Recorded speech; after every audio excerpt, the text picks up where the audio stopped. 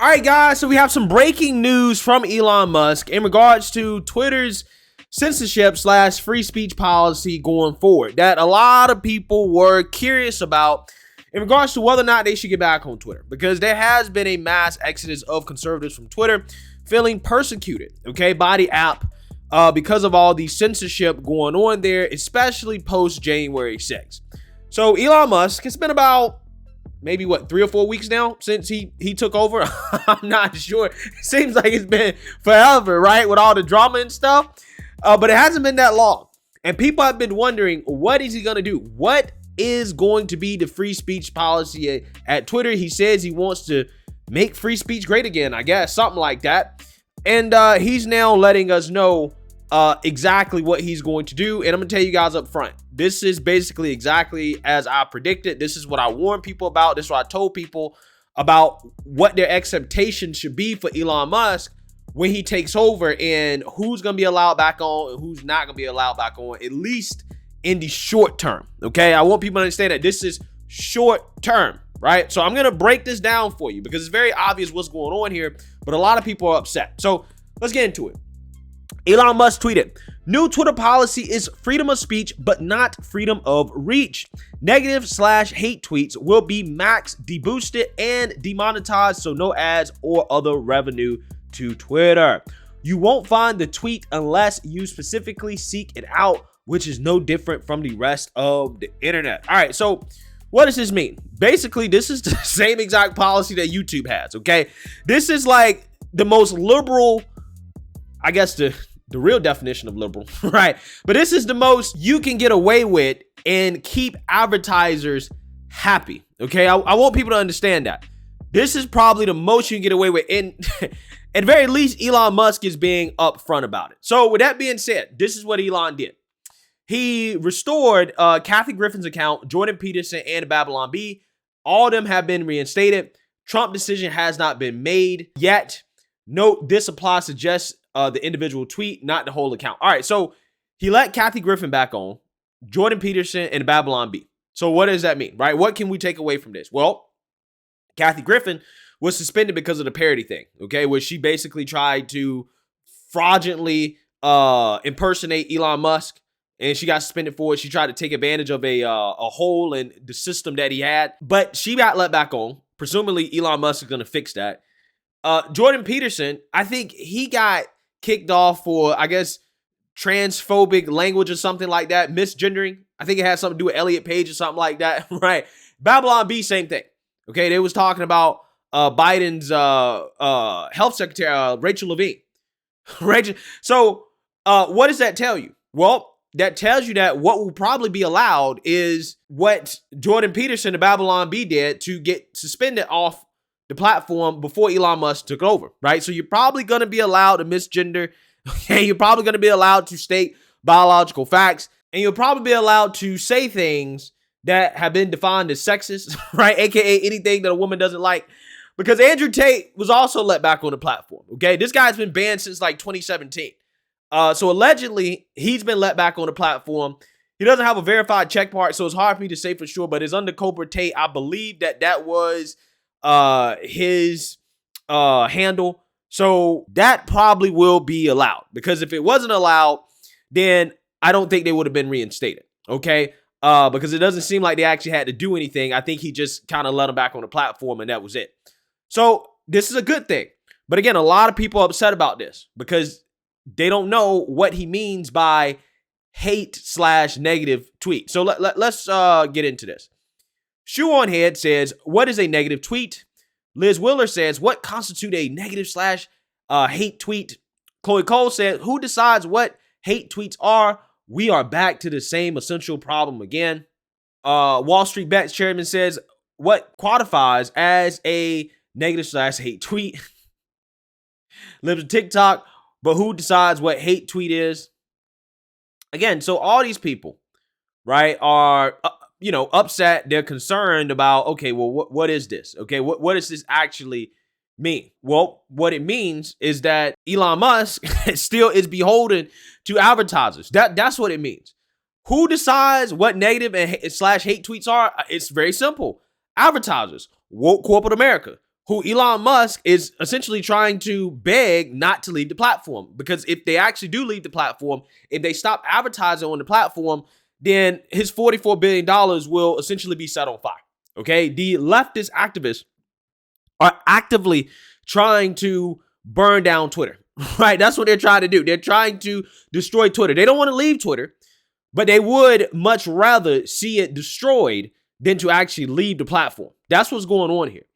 So again, Elon Musk, it has to balance making sure that Twitter doesn't go bankrupt because of advertisers pulling out, and also trying to stick to his word of allowing Twitter to be a more free speech platform. But I think with him unbanning Kathy Griffin, Jordan Peterson, and the Babylon Bee, that means it's not going to be like last time. It definitely is already more free speech friendly than it was before.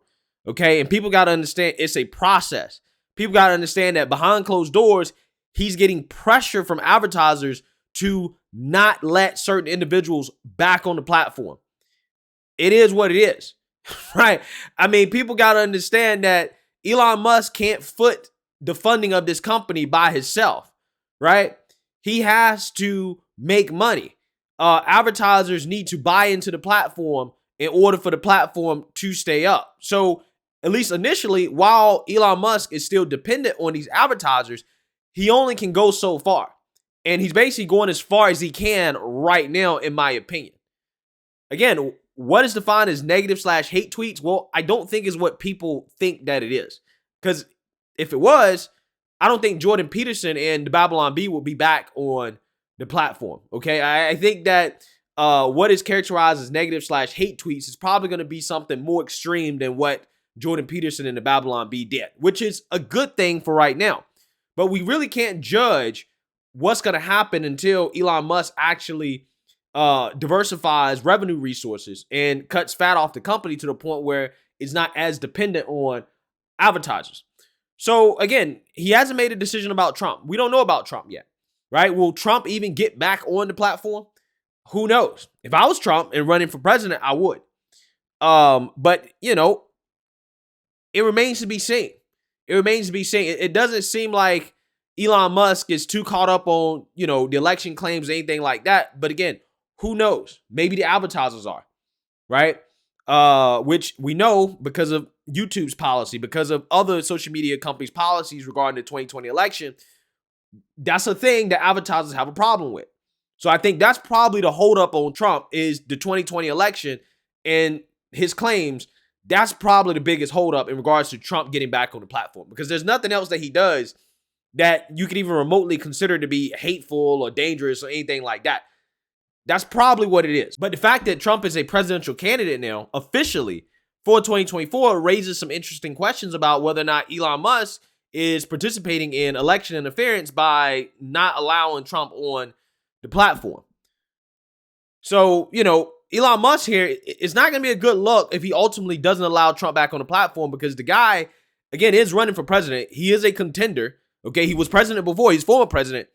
It's not going to look very pro-free speech when a guy, again, who's running for president of the United States can't even be on the platform, right? And I think, again, Twitter is going to get into the territory of election interference by not allowing him on the platform. I think that even Facebook said we're going to stop fact-checking Trump now that he's declared his candidacy for president, because, again, they're being accused of election interference, right? We already know, I mean, Facebook has engaged in that with the FBI and the government. So, yeah, Elon Musk also did tell us who he would not let back on the platform for sure. And, again, nobody should be surprised by this, because this was going to test the limits in regards to how much free speech Elon Musk was going to allow. As Alex Jones will not be unbanned on Twitter, says Elon Musk. So let's read here.